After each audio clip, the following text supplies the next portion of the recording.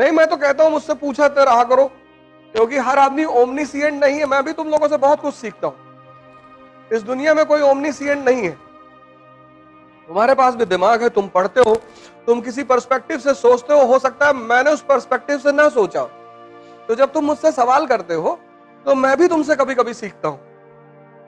ना आने का मतलब कुछ बुरा थोड़ी होता है। हर आदमी को सब कुछ थोड़ी आता है। इस फील्ड की जो विधा है, इस फील्ड में जीता कैसे जाता है वो मुझे पता है।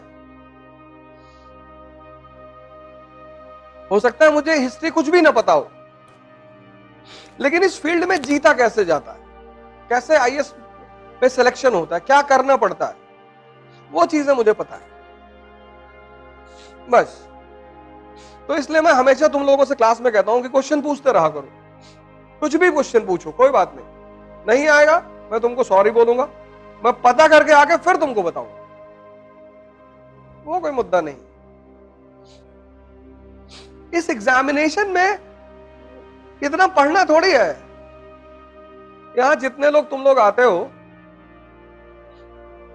बस मेरी एक बात मान लो, क्लास वर्क और होमवर्क और सिलेक्शन अगर नहीं होगा ना, तुमको 2 साल का खर्चा देंगे 30,000 रुपए महीने के हिसाब से।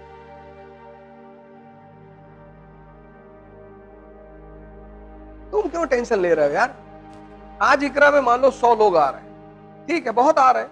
ये 100 वो लोग हैं जिन्होंने जीवन में खतरा ले रखा है कि पैसा डूब जाएगा, तो लेकिन चलो। जब तुम कोई बिजनेस शुरू करते हो तो तुम्हारा बिजनेस पहले दिन में नहीं खड़ा होता। बिजनेस का पहला चरण है फेथ।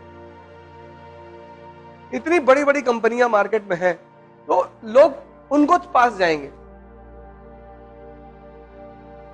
जब आदमी पैसा देता है तो कहता है कि यार जिसका नाम है उसके पास चलो।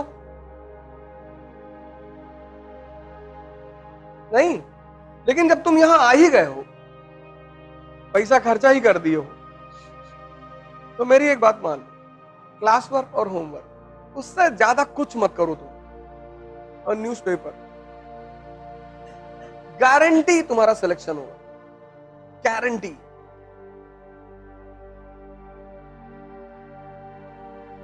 हम अपनी गारंटी ले रहे हैं, अपनी। और आज से प्रयोग नहीं कर रहे हैं।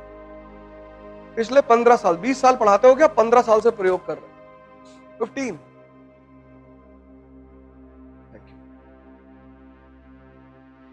चाय है?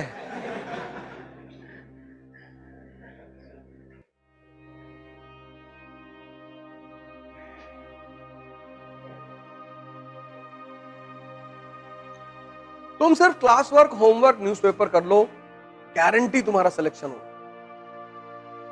ये हिंदुस्तान में जो 10, 20, 50 लोग मुझे मानते हैं, उसकी वजह यही है। किसी डॉक्टर की जब दवा सूट कर जाती है तभी तो दोबारा तुम उस डॉक्टर के पास जाते हो। इस एग्जामिनेशन में तुम बहुत पढ़ नहीं पाओगे, इतना जान लेना। हाँ, जब तुम्हारी जो क्लास में इकोनॉमी पढ़ाई गई है वो कंसोलिडेट हो गई, हजम हो गई, उसके बाद जब तुम दत्ता सुंदरम उठाओ, अब तुम सोच के देखो, तुम्हारा नेशनल इनकम चैप्टर क्लियर है, सब पता है तुम। अब तुमने दत्ता सुंदरम की किताब उठाई पढ़ने के लिए, कितना देर लगेगा? 10 मिनट, क्योंकि सब तो समझ में पहले से है। नहीं समझे? समझ गए ना? जैसे मैंने तुम्हें पढ़ाया इंडस्ट्रियल रेवोल्यूशन, तुमने कंसोलिडेट कर लिया, हजम कर लिया, फिर किताब उठाया, कितना देर लगेगा? 10 मिनट। तुम इतनी छोटी सी बात नहीं समझ पाते हो, क्योंकि तुम्हारा मन कहता है कि इतनी बड़ी अचीवमेंट इतने छोटे रास्ते से हो जाएगी। सर, ऐसे ही होती है।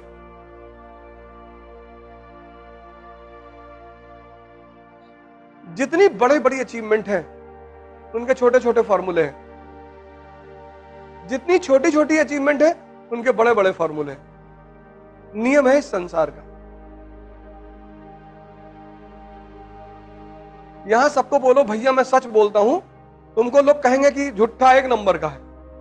और तुम सबसे बोलो कि मैं झूठ बोलता हूं, तो लोग कहेंगे बहुत सच बोलता है ये आदमी। ये अजीब सा खेल है, अजीब सा। एनसीईआरटी में कितनी बार तुम लोगों को बोला हूं, एनसीईआरटी मतलब सोचने का तरीका। एनसीईआरटी मतलब आधारभूत ज्ञान। जितने लोग एनसीईआरटी तैयार कर लेते हैं आईएएस की कोचिंग करने से पहले, उनके फर्स्ट अटेम्प्ट में सेलेक्ट होने की संभावना 90% बढ़ जाती है। क्योंकि जब तुम्हें पता है कि लोकसभा क्या है, राज्यसभा क्या है, तुम इमेजिन करो तुम पॉलिटी की क्लास में जाके बैठे तो तुमको पता ही नहीं लोकसभा क्या है, तो टीचर जो समझाएगा तुमसे कनेक्ट हो पाएगा? नहीं होगा। लेकिन अगर तुम्हें पता है तो तुम कंसंट्रेट करोगे।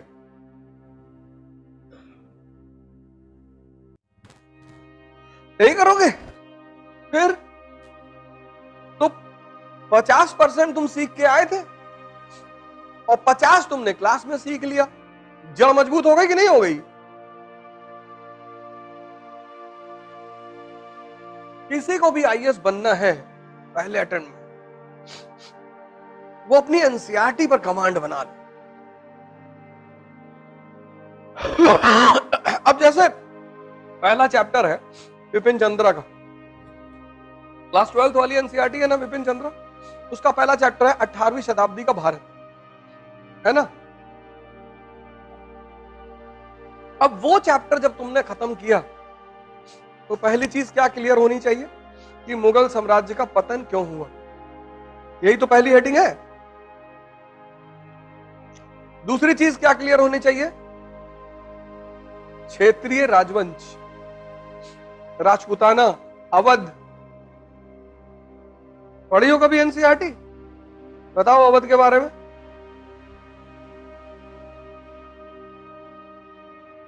तुमने पढ़ा ही नहीं। बस तुमने पढ़ा इस उद्देश्य से, तुमने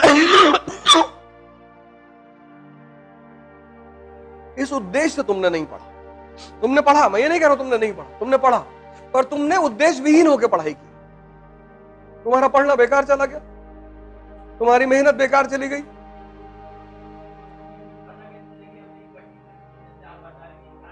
अरे भैया चैप्टर, जैसे जब तुम मनोहर कहानियां पढ़ते हो, सत्य कथा पढ़ते हो, तो उसमें क्या लिखा होता है? उसकी टाइटल होती है, उसी टाइटल से प्रभावित होकर तो पढ़ते हो। नहीं, बंबई की हसीना ने हंगामा मचाया, अब तुम उसमें क्या खोजोगे कि इस हसीना ने हंगामा कैसे मचाया? दो ही चीज तो खोजोगे। किसी भी किताब की जो टाइटल होती है, किसी भी चैप्टर का टाइटल होता है, वो यही तो तुमको बताता है। जब कार्ड शादी का छपवाते हो तो उसमें लिखवाते नहीं हो शुभ विवाह, नहीं तो हर आदमी पूछे ना कि भैया काहे दे रहे हो कार्ड, तो जब कार्ड देते हो तो उसमें लिखा होता शुभ विवाह। कहता अच्छा किसका है? कहता मेरे पापा का। अच्छा अच्छा, अबे दे दिए कार्ड, पढ़ लो किसका है।